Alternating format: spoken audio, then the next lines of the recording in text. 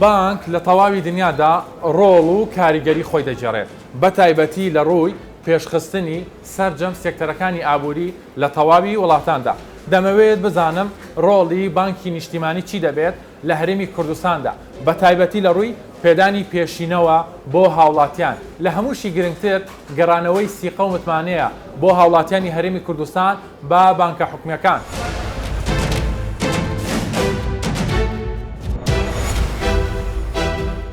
لە زۆربەی وڵاتان کڕین و فرۆشتن بازرگانی وەبەرهێنان لە ڕێگای بانکەکانەوە ئەنجام دەدرێت. دەمەوێت بەشێکی دیکەی بەرنامەکەم تەرخام بکەم بە ڕۆڵ و کاریگەری بانکە تایبەتەکان لە هەرێمی کوردستان یانیش ئەو کۆمپانیانی کە پێشینە یاخود قەرز دەدان بە هاوڵاتیان بزانم ئەوان چ ڕۆڵێکیان هەبووە لا بەرەو پێشچوونی ژێرخانی ئابووری لە هەرێمی کوردستاندا. لە بوژانەوەی ئەم جارەدا بە دوواداچوون بۆ ئەم بابەتە دەکەم.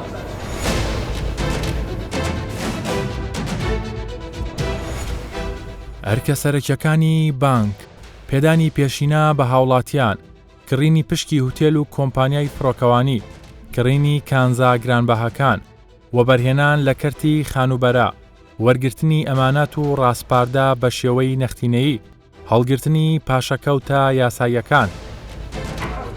سیستەمی بانکی سیاسەتێکی بەهێزی ئابووری پەیڕەوکراوی بەشێکی زۆری وڵاتانە لە ڕێگای ئەو کەرتەوە تەواوی جونگە ئابووریەکان بەگەردەخەن. هەر بۆیە بە سیستەمکردنی و پەیڕەوکردنی بانکی یەکێکە لە کارە هەرە لە پێشینەکانی کابینەی نۆیەم. ئێستا لە سەروبەندی دامەزراندنی بانکی نیشتیمانی و تەواوکردنی کارەکانی ئەو بانکە بە ڕێژەی سەدا 90. دەمەوێت بزانم لە دوای تەواوبوونی ئەم بانکە گرنگی چی دەوێت بە تایبەتی لە ڕووی بازرگانی و ئابووریەوە بۆ هەرێمی کوردستان. دەور و ڕۆڵی بانکی نیشتیمانی چی دەبێت و ئێستا کارەکانی بەچی تەواو بۆ دەتوانین بڵین لە کۆتایی ئەم ساڵە ئەم بانکە دەچێتە خزمەتی هاوڵاتیان هەرێمی کوردستانەوە؟ بانکی نیشتیمان ڕۆڵی تەواوی خۆی دەبینێت لە گشت بوارەکان لە هەرێمی کوردستان لەباری پەرەپێدان و لەباری گەشانەوەی ئابووری هەرێمی کوردستان و بانکی نیشتیمان دادەمەزرێت بۆ خزمەتی هاوڵاتیان. یعنی ئێمە دوو هەدەفمان هەیە، دوو ئامانجمان هەیە لە دامەزراندنی بانکی نیشتیمان. هەدەفی یەکەمان خزمەتکردنی هاوڵاتیە و هەدەفی دووەشمان گەشانەوەی ئابووری هەرێمی کوردستان. دڵنیا بن کە ئەو بانکە دادەمەزرێتن تەواوی خزمەتگوزاریەکان پێشکەش بە هاوڵاتیانی هەرێمی کوردستان دەکات، ئەویش بە سیستەمکردنی بانکەکان. چونکە بانکانی ئێمە هەتاوە پێستە زۆربیان سیستەمی دەستین بە تەقلیدی ئیش دەکەن، بۆیە ئەو بانکە دادەمەزرێت بە مەبەستی ئەوەی کەوا ئەو سیستەمە دەستیە بکاتە سیستەمێکی ئەلکترۆنی پێشکەوتوو بۆ ئەوی بتوانین متمانە بۆ هاوڵاتی خۆمان بگەڕینەوە، هەم لە بوارە داراییەکە هەم لە بوارە کارژێڕێکە. بۆیە ئەو بانکە دادەمەزرێت خزمەتی تەواوی هاوڵاتیان دەکات لە هەرێمی کوردستان بە گشت چین و توێژەکان، ئەوانەی کە فەرمانبەرن، ئەوانەی کە خانەنشینن، ئەوانەی کە کاری بازرگانی دەکەن لە دەرەوەی وڵات، هەموو ئەوانە سوود لەو بانکە وەردەگرن. بۆیە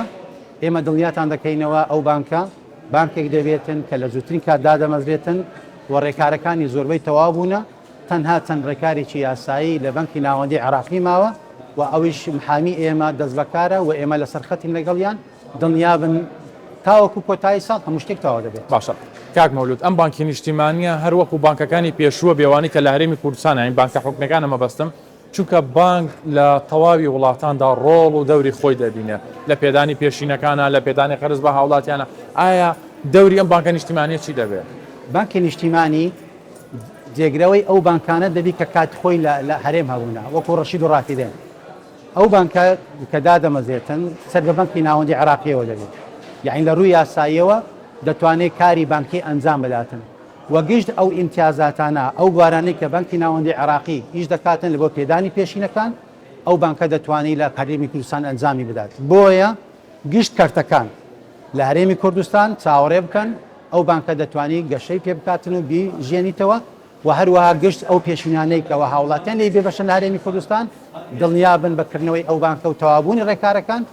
هاوڵاتیانی ئێمە لەو پێشینانە سوودمەندن. چۆن بتوانین متمانە بۆ هاوڵاتیان بگەڕێنینەوە بە بانکە حکوومیەکان؟ بەڕاستی ئێمە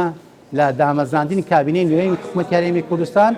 کارمان کردێت لە بۆ گەڕانەوەی متمانە. چۆن ئەو نەقدانەی کە لە بانکدانزانێ ئێمە بە هاوڵاتی خۆمان دەدەینەوە هیچ هاوڵاتێک نییە لە هەرێمی کوردستان داوای نەقد بکە ئێمە پێیان نەدەینەوە لە پاشان ئێمە کار ئاسانیمان کردێ لە بۆ هەموو هاوڵاتیان بە تایبەتی خانشینان چ لە دهۆک لە هەولێر لە سلێمانی بتوانن بە ئاسانی هاوڵاتی سلێمانی ئێستا لێرە خانشینی وەردەگرن ئێستا ئەو بەڕێزانەی لێرەنا هاوڵاتی سلێمانینە بەڵام پارەی خانشینەکانیان لێرە وەردەگرن ئەوەش کار ئاسانیە لە بۆ هاوڵاتیان و گەڕانەوەی متمانە لە بۆ بانکەکان. بانکی نیشتیمانی هەرێمی کوردستان سەرمایی ئەو بانکە 250 ملیار دینارە، پارەی وەبەرهێنان 225 ملیار دینارە، پارەی دانراو لە بانکی ناوەندی عێراق 25 ملیار دینارە. بانکی نیشتیمانی بە ڕێژەی 190 کارەکانی تەواو بووە. ئامانجی بانکەکە ڕێخستنەوەی بانکە حکومەکانە و بەستنەوەی سەرجەم بانکەکانە لە ڕێگای سیستەمی ئەلکترۆنی. بەهۆی بوونی پەیوەندی فراوانی بازرگانی هەرێمی کوردستان لەگەڵ وڵاتانی دراوسێ و ناوچەکە ڕۆژانە بەدەیان ملیۆن دۆلار هەناردەی وڵاتان دەکرێت بە نرخی جیاواز لە ڕێگای نووسنگەکانی ئاڵوگۆڕی دراوە هەناردا دەکرێت. ئەمەش لە بەرامبەر نەبوونی سیستەمی بانکی لە هەرێمی کوردستان. بۆرسەی دراوی هەولێر وەک نمونەیەک وەردەگرم بزانم مامەڵەی ڕۆژانەی بازرگانی ئەو بازاڕە چۆنە. بۆرسەی ئاڵوگۆڕی دراوە لە هەولێری پایتەخت دەمێ پرسیارە لە بەڕێستان بکەم وەکو مامەڵەکارێکی دراو کار بە سیستەمی بانکیەکەن نەخێر لەبەرەوەی معاملەی ئێمە هەمووی بەکارشە لەگەر شێ لەگە ئەو کەسانەی کە تعدیلی بازارێن دێن ئەشیا دەکردن و دەفرۆشن سیستەمی بانکیمان لەبەرەوەی جعیفە بانکەکانمان پارەی بەتوای کەمی تێدامەوە لەبەر ئێمە لەگە بانکان معاملە ناکەین. چۆن بتوانین بانکەکان و ئەم بازارانە هەمووی بەستینەوە بەیەکەوە بە چ شێوازێک دەتوانین لەگەر بانک بتوانێت دامی کۆمپانیاکان بکاتن ئەمە دەتوانین معاملەیان لەگەرکەنی هێچی بەستینەوە ئەو باشتریشە بۆ ئێمە ئەو پارە ناسە دەرەوە هەر ناخۆمانە دەمینێتەوە دەوەڕان دەکات هەم کاسبکاران هەم تاجیرەکانی استفادەی لێ دەکەن. ئێستا ڕۆژانە هەناردنە دەرەوەی حواڵاتی پارە چەنە لەم بازارە بەخوا پێشتر بە 100 ملیۆن دۆلار و بەلێستا زۆر زای بووە یعنی لە نیوەی کەتر دا لە حواڵە دەکەن. ئاشاگەر سیستەمی بانکیمان هەبێ ئەم پارەیە خۆمان سوودی لێ وەرەگرین تەمان ئەگەر سیستەمی باکەمانی بەهۆی استفادەی باشی لێ دەکەین و ملەتش قازان دەکەن باقیش استفادە دەکەن. باشە هۆکار چییە ئێوە بازرگانن ئێوە خەڵک ئاسایی بۆچی مامەڵە بە سیستەمی بانکیەوە ناکەن ینی کار لەگەڵ بانکان ناکات ئەکە لە بۆی پارەکە لە ناو بانک نایەتەوە تاجرەکان و ئەوانەی بازاری کەشتیا فرۆشە پارەکەی دێت تێروکانە معاملەکەی لە گەروی دەکەن زیان حواالە بی یان دۆلار کڕێن یا فرۆشتن بی دێنە لای ئێمە.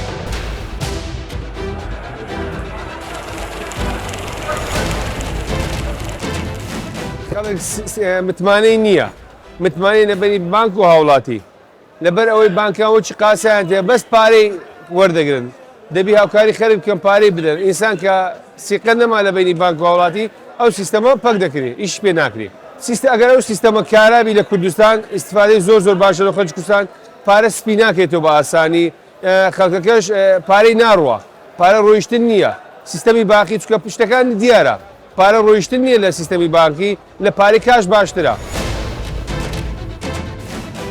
ژمارەی بانکە حکومەکان لە هەرێمی کوردستان پارێزگای هەولێر 35 بانک پارێزگای سلەیمانی 35 بانک پارێزگای دهۆک 22 بانک بانکی گشتی 2 بانک کۆی گشتی بانکە حکومەکان لە هەرێمی کوردستان 94 بانک.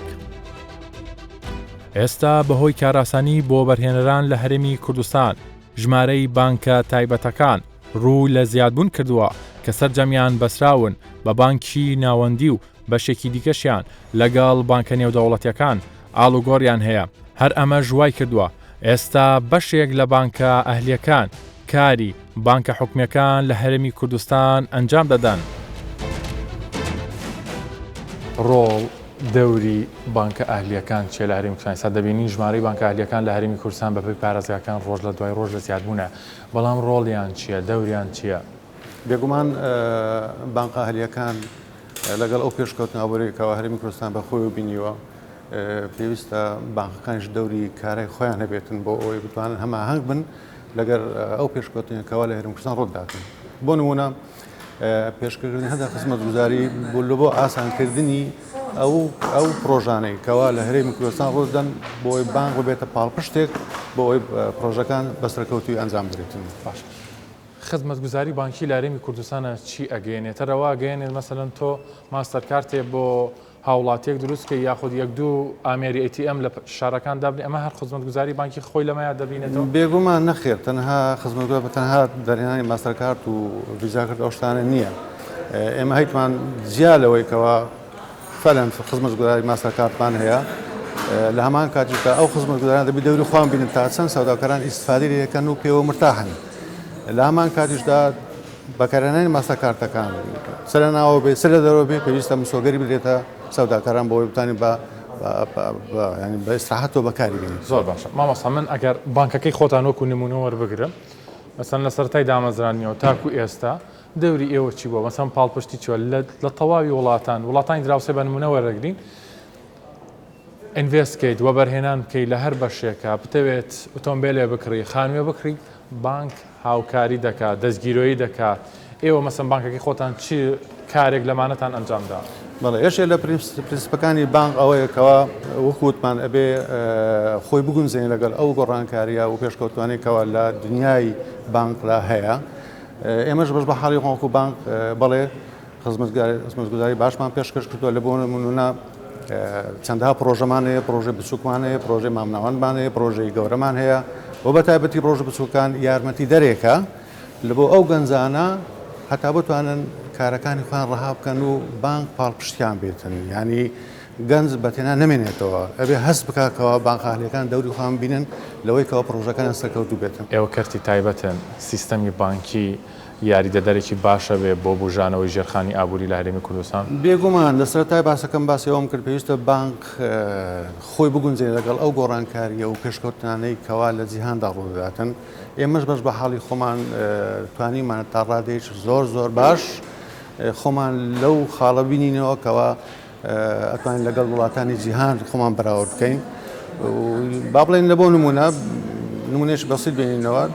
دابشکردنی ATM ماشینەکان ینی ئامێری ڕاشتنی پارەکان. ینی ئێمە لەو چەند ساڵی دوایی توانیمانە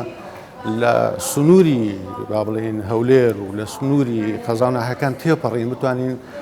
ئامێرە ڕاشتنی پارەدا بنین. ئەوەش لە بۆ چییە؟ لە بۆ ئەوەیە مەسەن سەوداکەرت لەوانێت ئەو کاتی نەبی بێت مەڕازایی بانک بکاتن دەتوانێت بەو ماستەرکارتەوە بزەکەهێتی بە 24 ساعتی کارە بتوانی کارەی بانکخانی خۆی ئەنجام بدات. ژمارەی بانکە تایبەتەکان لە هەرێمی کوردستان پارێزگای هەولێر 45 بانک، پارێزگای سلەیمانی 26 بانک، پارێزگای دهۆک 13 بانک، کۆی گشتی بانکە تایبەتەکان لە هەرێمی کوردستان 84 بانک، سەرمایی کەرتی بانکی لە هەرێمی کوردستان 776 ملیۆن و 97,061 دۆلارە. یەکێک لە کارە سەرەکیەکانی بانک لە تەواوی وڵاتان پێدانی پێشینەیە بە هاوڵاتیان بۆ کاروباری خانوبەرە و بازرگانی و دانانی پرۆژەی بچووکی بازرگانی. ئێستا چەند کۆمپانیایەک لە ڕێگای بانکە تایبەتەکانەوە پێشینە دەدەن بە هاوڵاتیان لە هەرێمی کوردستان. دەمەوێت بزانم ئەو مەرجانە چین کە هاوڵاتیان دەتوانن سوودمەند بن لەو پێشینانە. ئێوە وەکو کۆمپانیایەکی ناوخۆی لە هەرێمی کوردستان پێشینە دەدەن بە هاوڵاتیانی هەرێمی کوردستان، بەڵام ئەوەی مەبەستی منم پرسیارە لە بەڕێستان بکەم وەکو بەڕێوەبەرێک لەم کۆمپانیایە.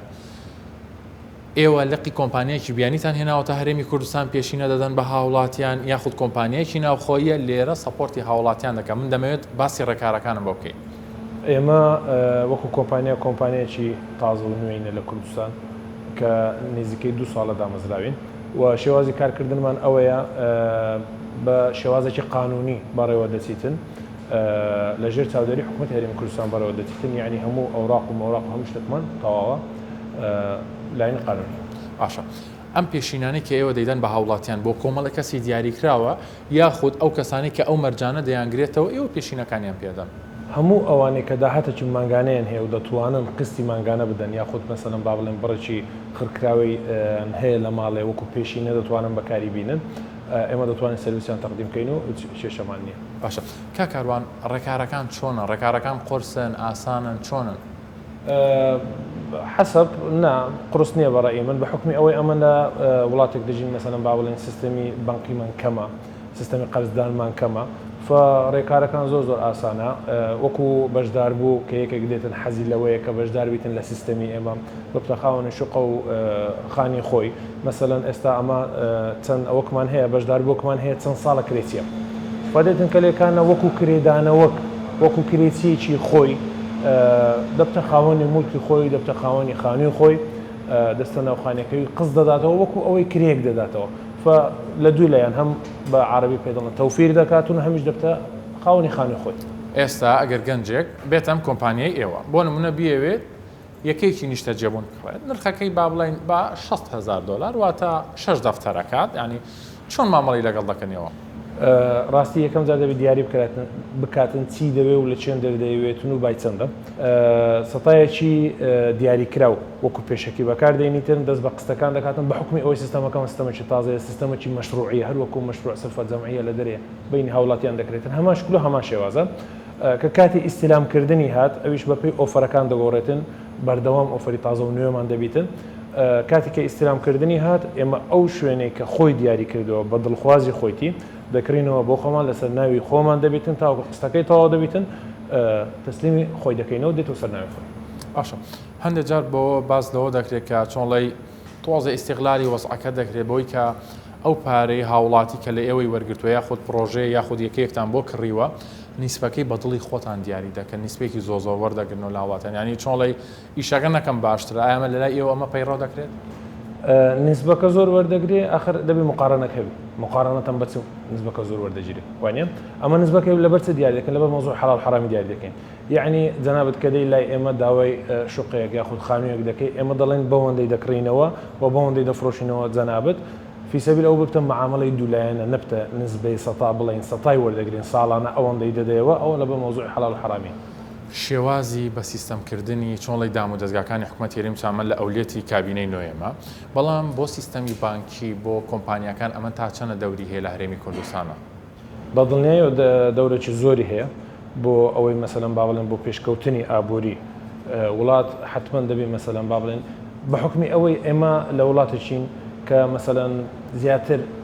عشائری فکر دەکەینەوە زیاتر مەسەلەن با بڵێن بڕێکمان لە دەستەوە نازانین چۆن بەکاری بینین فەوە دەرفەتەکە لەبەر ئەوەی مەسەلەن جەنابەت احتیمالە پارەی ئەوەت هەبیتن بتوانانی بچی کاش خانێکی بکڕی بەڵام ئێستا بەشدار بەکی زۆرمان هەیە ئەوەی ناکە ئێستا دێتن 150 دەدات ئەو 150 مەیتەوە بە ئیشی دەیەخیتن و بەو ئیشەی قستەکەی دەداتەوە فأوش مثلا بابلان حركة الدولانة دبي هم دبت صاحب خاني خوي همش مثلا بابلان إيش جوا باركة دكاتون باركة حركة في دكاتون حتما أوش لو أبوري وابزان بيش قصة أم كومبانيانا مثلا تا چەندێک دەبنە جێی دڵنیایی چۆنڵی متمانە بۆ هاوڵاتیان چونکە لەوانەیە بەشێک لە کۆمپانیەکەی ئەوەش تایبەت بەوە بێت کە کەسێک سەرمایی خۆی هەیە بێنێەوە بەرهێنانی پێ بکە ئەمە چ جۆرە دڵنیاییەکەیە لەم بابەتیانە؟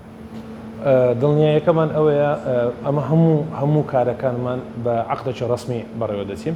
عەقدەکەمان لەلایەن پارێزەران حازرکرایە بەپێی قەوانینی عێراقی حازرکرایە و بە زمانی عەرەبی حازرکرایە فهەموو کارەکانی ئێمە کە لێکانە کڕین و فرۆشتنەک بکرێتن بە شێوازێکی یاسایی دەکرێتن و لەژێر چاودێری مەسەلە حکوومەتی هەرێمی کوردستان دەکرێتن و بەپێی قەوانینی عێراقی و بە عەقد دەکرێت. سیستەمی بانکی یاریدەدەرێکی باشە بۆ پێشخستنی ژێرخانی ئابووری وڵات بە تایبەتی لە ڕووی وەبەرهێنانەوە وەک دڵنیاییەکیش بۆ بەرهێنە بیانیەکان کە لە هەرێمی کوردستان کە سەرمایەکانیان پارێزراوە بۆیە ئێستا کێشەی سەرەکی بەشێک لە وەبەرهێنە ناوخۆیەکان لە هەرێمی کوردستان بوونی پارەی کاشە و هەناردەیانە بۆ دەرەوە بە مەبەستی کڕینی کاڵا و بەرهەم بوونی سیستەمی بانکی چ ڕۆڵێکی دەبێت بۆ بەرهێنان ناوخۆیەکان؟ سیستەمی بانکی بۆچی گرنگە لە هەرێمی کوردستان؟ لە هەموو دنیادا کاک دیاری سیستەمی بانکی ڕۆڵی بەرچاو دەبینی چ حکومی چ ناحکومی لۆ بەرەو پێشنی هەموو کردەکانی گەشتیاری پیشەسازی و بەرهێنانی نیشتە جێبوون هەموو شتەکان بەڵام لە هەرێمی کوردستان لە ساڵانی ڕابردوو تۆزێک باشتر بوو لە کەرتی بابلین تایبەت کە پشتیان بە بانکی حکومی دەبەست بەڵام لەگەڵ پەیدابوونی قەیرانی دارایی لە نێوان هەرێم و بەغدا بانکە ناحکومیەکان تا عادێک لاوازیان پێوە دیارە ئێستا کە هیچ پشتێک بە بانکە حکومیەکان نابەستێت تەنها بانکە ناحکومیەکان نەبێ بانکە ناحکومیەکانیش لە ڕووی مامەڵەکردنیان لەگەڵ وەبەرهێنەرەکان لە هەموو بوارەکان بەپێی پێویست نییە بۆیە لە هەموو دنیاوا پێویست دەکات کە سەرچاوی سەرەکی و پشتبەستنی بانک و ڕۆلیان لە بەوەبەرهێناندا لە هەموو بوارەکان زۆر گرنگە بەڵام بەداخەوە لە هەرێمی کوردستان بەپێی پێویست نییە باش بانک دەتوانێت چۆن لەی پاڵپشتی سەپۆرتی کەرتی وەبەرهێنان بکە لە هەرێمی کوردستان بە چ ڕێگایە بڕبڕی سەرەکی بۆ بەرەو پێشچوونی وەبەرهێنان لە هەموو بوارەکان بانکە خۆی زۆر گرنگە کە بانکەکان زیاتر ناحکومیەکان پاڵپشتی وەکو جەناب دەڵێ سەپۆرتی ئەو پرۆژانە بکەن کە لە ڕووی وەبەرهێنان دەکرێت زمانێک پێش ئێستا باسمان کرد لەگەڵ برادرانی وەبەرهێنانیش کە پێویستە ئەو پرۆژانەی لە ڕووی وەبەرهێنانەوە دەدرێن چ نیشتە جێبوون بێت پیشە سازی بێت چ کشت و کاڵی بێ سەپۆرتێک یان هاوبەشێکیان هەبێت لە پرۆژەکەیان وەکو بانک لەگەڵیان بێ بە نسبەیەک چل بێ 50 بێ 30 بێ بۆ زامنکردنی هەم حەقی هاوڵاتیان ئەگەر پرۆژەکەی نیشتە جێبوون بوو بۆی پرۆژەکە تەواو بێت ئەگەر کشت و کاڵی بێ یان پیشەسازی بێ بگاتە بواری نیهایی و کێشەش بۆ حکوومەت نەگەڕێتەوە بۆیە زۆر گرنگە بانکە ناحکومیەکان حکومیەکان ناحکومیەکان پاڵپشت بن لەو پرۆژانەی وەبەرهێنان بۆی هەم حەقی خەڵک نەفەوتێ هەمیش پرۆژەکە تەواو بێ وەبەرهێنەرەکە بە سەرکەوتووی پرۆژەکەی جێبەجێ بکات لە ئێستادا بانکە ناحکومیەکان ئەو پاڵپشتە سەرەکییان نیە بەڵام دەکرێت لە ڕێگەی حکوومەتەوە هاوکار بن کە ئەوان پاڵپشت بوون بۆ پرۆژەی وەبەرهێنان ئەگەر هاتوو ئەژمارێکی بانکی پارەداری باشی نەبێ لە بانکەکە یاخود بانکە ناحکومیەکە هاوبەش نەبێ پرۆژەکەی پێنەدەن باشە ئێستا هەستەکرێ بێمتمانەیەکێ لە نێوان هاوڵاتی وەبەرهێن بانکەکانە چۆن وا بکەین ئەمە چۆنڵی ئەم متمانەیە بگەڕێنینەوە بۆ هەرسێ لایەن تەنها بە چارەسەرکردی کێشەی ئەو بێپارەی و کورتێنانەی خۆمان هەمانە لە هەرێمی کوردستان ئەرکی سەرەکی و قورسەکە دەگەڕێتەوە سەر حکوومەت ئەگەر لە بانکە حکومیەکان ئەو متمانەیە نەگەڕێتەوە زۆر زەحمەتە لە بانکە ناحکومیەکان هەرچەند ئێستا بانکە ناحکومیەکان جێگای حکوومەتیان گرتوتەوە بۆ هاوڵاتیان زیاتر ئەژماری بانکی و پارەکانیان لەوێ بەکاردێنن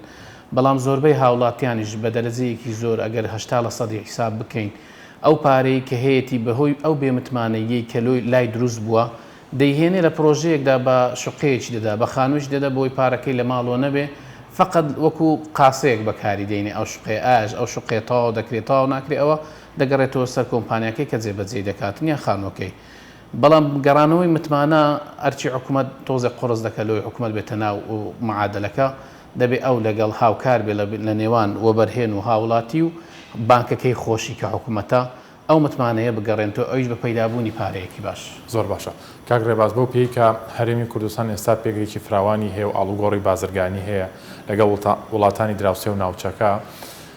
پارە ئاڵوگۆڕ دەکرێت تەحویلات دەکرێت بۆ دەرەوە ئەگەر لە ڕێی بانکەکانی حکوومەتەوە بکرێت چۆنڵی ئەم پارەی ئەگەڕێتەوە بۆ خۆمان بەتاکید ئەگەر ئەو حواڵاتەی کە جەنابەت باسی دەکەێت لە نێوان هەرێمی کوردستان و وڵاتانی دیکە چ دراوسێ بن چ دوور بن بە ئەو عمولە و ئەو بەشێک کە دەدرێت لەو پارانە ئێستا زۆربەی بۆ نووسینگەکانی ئاڵوگۆڕی دراو دەڕوە بەشێکی بۆ بانکە ناحکومیەکان دەڕوە بانکی حکوومەت هیچ دەورێکی نییە لە تەحویلی پارە لە پاش ڕووداوی 11 سپتێمبەر کە داخلی عێراق داخلی شەبەکەی عنکەبوتی حواڵات بووە هەموو ئەو پارانێک کە ڕێگەی عێراقەوە دەڕۆن دەبێت فلتەر بکرێت لە ئەمریکا ئەوەش کار ئاسانی بۆ کابرای بزنس یان وەبەرهێنەر ناکات کاتی زۆرتری دەوێت بگرە لە 3 ڕۆژ و 4 ڕۆژ یاخود مەزدەڕ بۆیە زۆربەی کات هاوڵاتیان بۆ ئاڵوگۆڕ و تەحویلدانی حواڵاتی پارە لە نێوان هەرێمی کوردستان و وڵاتان پشت دەبەستن بە نووسینگەی ئاڵوگۆڕە دراوەکان کە لە ڕێگە پێدراون لە هەرێمی کوردستان ئەوانیش حواڵەکانیان لە ڕێگەی زیاتر تورکیا دوبەی ئوردن جێبەجێ دەکەن پارەی کاش بۆ تۆ باشە یاوە خۆت سیستەمێکی ئەلکترۆنی باوەڕپێکراو لە ڕێی بانکەوە حتمما لە هەموو دنیادا سیستەمی ئەلکترۆنی باوەڕپێکراو لە ڕێگەی بانکیەوە بێ زۆر باشترە لە پارەی کاش زۆربەی کات سەلامەت نییە لەلات